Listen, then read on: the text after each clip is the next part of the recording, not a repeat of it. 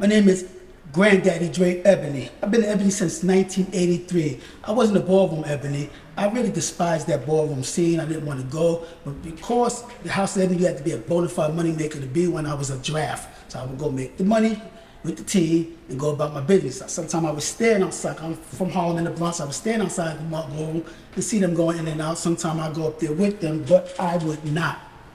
I repeat, I would not go in. And two, I was like, when I say I was kind of tricked to go because I was just told, get dressed one day, and I went to see Ebony's ball at the not Broadway International, at Savoy Manor on 149th Street in Grand Concourse in the Bronx. And that was my first time going to a ball. That was in 1988. Then, wouldn't go again. What I liked about the scene back then was that no matter how we competed, whatever we did, it still was a brotherhood of love afterwards. It wasn't this like gang rivalry type thing that you might see in this era right now, you know. And honestly, people talk about the ballroom scene and how things are in this era, but honestly, this not just happening in the ballroom scene. This is happening in society, period. You know, just dealing with gang unity and the things that I deal with other than this. You know, understanding that the ballroom is just a part of that on another level. And you know, just looking at the category realness. Let me spin back a little bit because I started with Best Dressed Man. Then I went into the Father versus Fathers, and then to Realness and Mr. Untitled. Best Dressed Man, I walked the head to toe labels all the time anyway, so that was labels. You know? But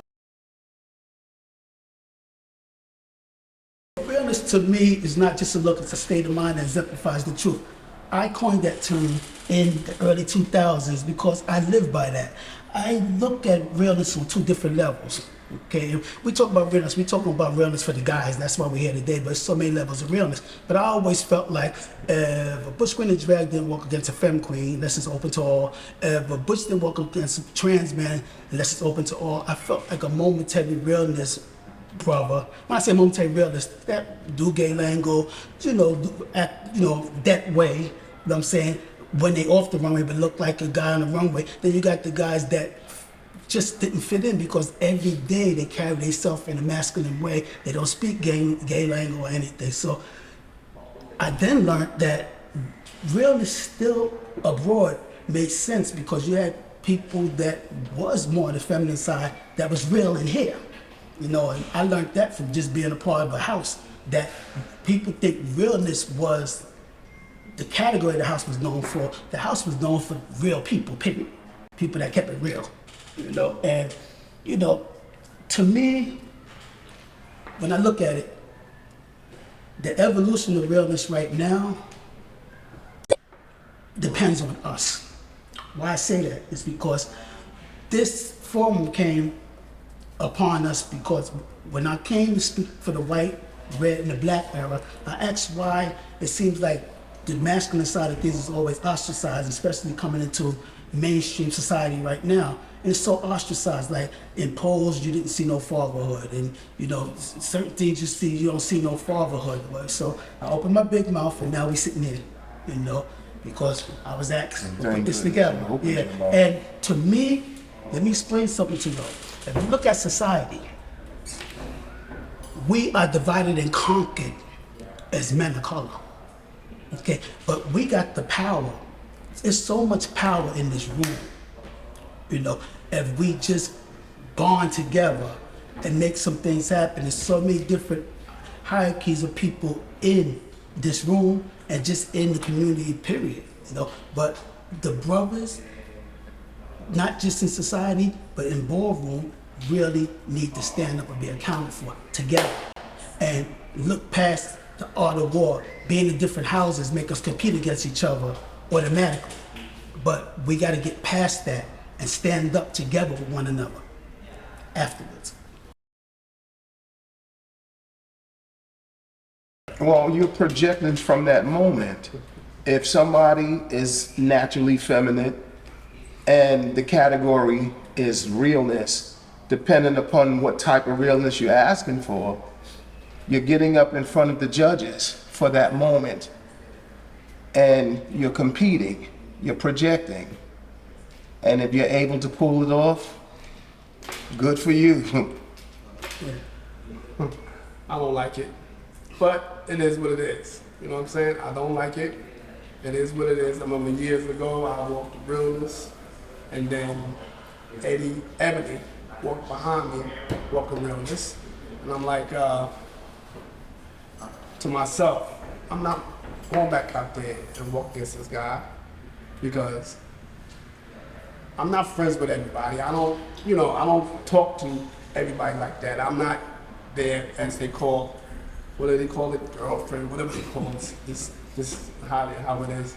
I'm not that, so he was a guy that, just that and the other, he had friends on the panel, so I was gonna go over there and jeopardize my realness, and be beaten by any evidence. So I just say, come back out there, just let it go on. Because I reigned for a long time, and I'm gonna stop. To lose it to Eddie Yeah. would have been something else. I'm not, come on. So, I go back to the whole thing about it being more of a state of mind and a participation in a presentation rather than a competition. You come to present your brand of what you think the category calls for. And when I would see it as if a person came through and they were feminine, I would look at that as the act. And then the true sex and the gender of a person, which is male, would be the originality, rather than the reverse of it. But I like when I started seeing realness, not in regards to performance, but realness was kind of like a twist. Like I would see realness freedom, the realness face and body category. I wasn't really a thug by nature. I'm just this regular dude out, on the block. With other things going on, but nonetheless, I like when it would have maybe like realness in the skirt. Not a dress though. I might wrap in a blanket or some shit like that. I'm sorry for the English, but I might wrap in that, rather than a skirt, a clean skirt. But I would walk that when they started introducing the realness face and body. I like that a little bit more because it did allow me to branch off into other things rather than just with traditional realness category. It's funny how they said you had to look pretty much dirty to be Banji. But back in the day, it was called Dirt Banji. So what you did was you emulated the people in the hood, you understand, and watch what the dudes was wearing in the hood, in your neighborhood. And you brought that to the ballroom. And that's where it really stemmed from. Dirt Banji, you want to look like a nigga in the hood. I look at that and it's so strange because it's a thing called you get what you ask for, right? So they coined a category called thug realness. I'm going to read the Webster Dictionary of thug, okay? A violent, aggressive person, especially one who's criminal. He was attacked by a gang thug, historical, a member of a group or organization of robbers and assassins in India who waylaid and strangled their victims, usually travelers, and stole their belongings. They are suppressed by the British in the 1830s. So that's the definition of a thug. So that's what you ask for. So then why do you squirm when you get what you ask for? Okay, I never agreed with that. It was a time when I starting to call it point blank, no question realness, because I knew what a thug meant, So to me, looking dirty is one thing, because I remember back in our era, wasn't nobody dirty. Matter of fact, we used to be fly. I'm saying money fly, So I don't know where that came from, And honestly, I believe you hung by the tongue.